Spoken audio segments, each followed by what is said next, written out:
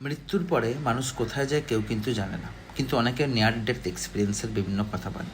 অনেকে বলে লাইফটা না পুরো ফ্ল্যাশব্যাকে চলতে থাকে। অনেকে বলে কেউ মৃত্যুর আগে তাদের পূর্বপুরুষদের দেখতে পায় এবং যারা তাকে আনতে আসে।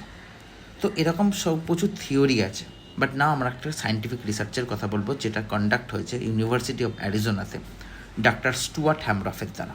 উনি 7জন ক্লিনিক্যালি উইক পেশেন্টের থেকে, একদম খতম পেশেন্টগুলো, তাদের থেকে লাইফ সাপোর্টটাকে পুরোপুরি তুলে নেওয়ার পরও দেখা যায় যে তাদের ফুল বডি যখন ডেথ হয়ে গেছে তখনও তার ব্রেন থেকে কিছু ওয়েভ রিলিজ হয়ে থাকে, কিছু neural activity up to 90 second to 120 second এই নিউরাল অ্যাক্টিভিটিগুলো পাওয়া যায় এবং বিভিন্ন রকমের ওয়েভ রিলিজ করতে থাকে।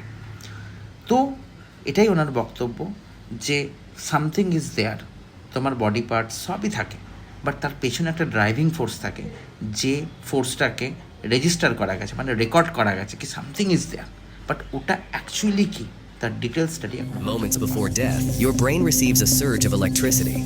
No one knows why it happens. Even after your breathing and heartbeat stop, you are still conscious for about 2 to 20 seconds. This is because the cerebral cortex can last without oxygen.